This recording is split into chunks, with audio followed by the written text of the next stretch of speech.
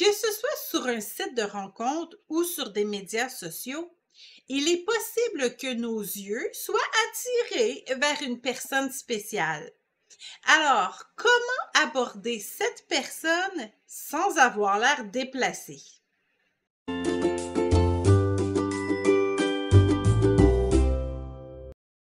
Dans une autre vidéo, nous avons parlé de la façon d'approcher une personne intéressante dans le vrai monde, mais qu'en est-il du monde virtuel? En fait, la différence n'est pas si grande que ça, mais il y a des petites considérations à garder en tête.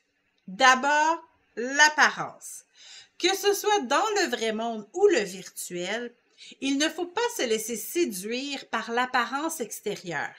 Et ça, c'est un conseil qui s'applique dans tous les domaines. Proverbe 31:30 et 1 Samuel 16:7. Ne vous laissez pas embobiner par un vendeur automobile parce qu'il est séduisant. Ne jugez pas le sérieux d'une femme parce qu'elle porte des vêtements professionnels.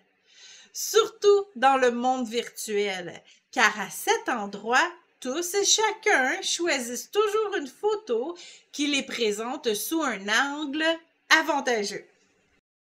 Nous pouvons apprécier les beautés de la nature, mais nous devons bâtir nos relations sur autre chose qu'une apparence temporaire. Bref, la première règle lorsqu'il s'agit d'approcher une personne en ligne, c'est de ne pas aborder une personne seulement parce qu'elle est belle. Physiquement, tu es mon type de femme, alors j'aimerais apprendre à te connaître.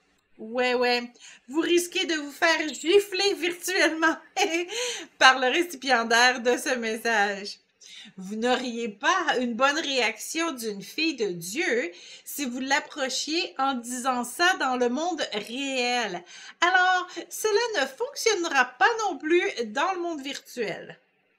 En fait, tant que vous n'avez pas échangé plusieurs messages, n'abordez même pas l'apparence physique de la personne.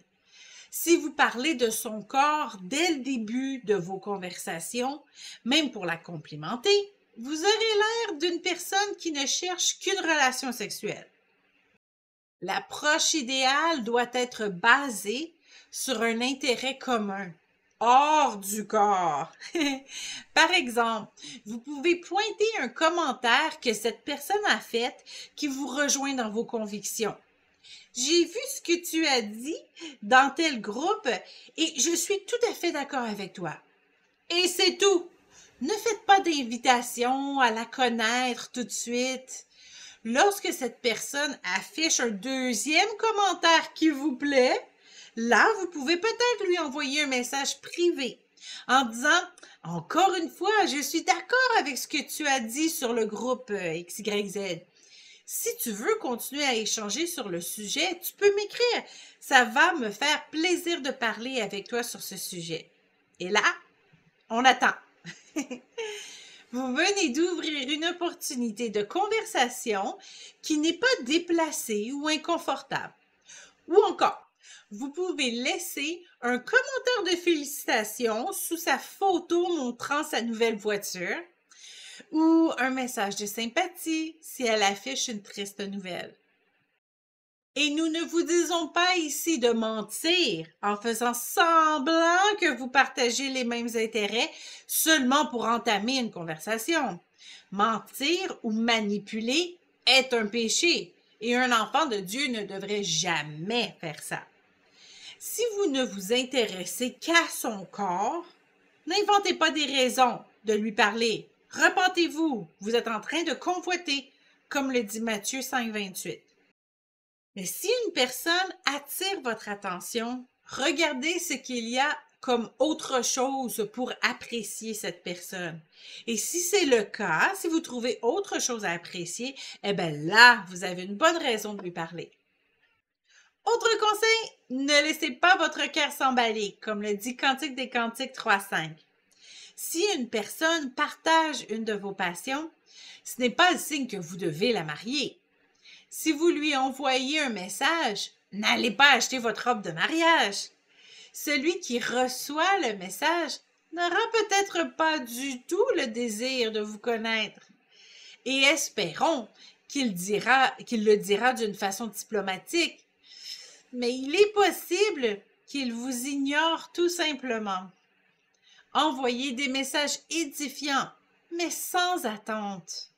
La Bible nous dit de toute façon qu'on doit s'encourager les uns les autres. Romains 12:10. Alors, vous ne faites qu'obéir à Dieu en envoyant des « Je suis bien d'accord avec toi. Continue, lâche pas. C'est bien ce que tu dis, tu as raison. » Si vous êtes la personne qui reçoit un gentil message, n'allez pas non plus acheter vos alliances. Ne jugez pas la personne qui vous a envoyé ce message sur un commentaire ou sur sa photo de profil. Si le message que vous recevez est bizarre et mal écrit, restez gentil avec la personne qui vous l'a envoyé. Bien que le message soit virtuel, ce n'est pas un robot qui vous l'a envoyé. Votre Père céleste vous demande d'avoir du respect et de l'amour. Et selon 1 Corinthiens 13:5, l'amour ne soupçonne pas le mal. Les gens peuvent être maladroits. C'est à nous d'être respectueux dans nos réponses. Vous avez le droit de dire non merci. Alors faites-le si nécessaire. Jacques 5:12. Mais attention, ne fermez pas la porte à tout le monde non plus. Si vous ne laissez personne vous parler, vous allez développer une réputation d'une personne fermée et vous allez repousser de bons potentiels. A priori, tous les chrétiens que vous rencontrez sont vos frères et sœurs. Arrêtez d'analyser le potentiel marital des gens du sexe opposé que vous rencontrez et commencez à parler à tout le monde comme vous le feriez avec votre famille, sans arrière-pensée. Vous serez beaucoup plus libre, beaucoup plus détendu et surtout, vous accomplirez la volonté de Dieu qui est de nous aimer les uns les autres.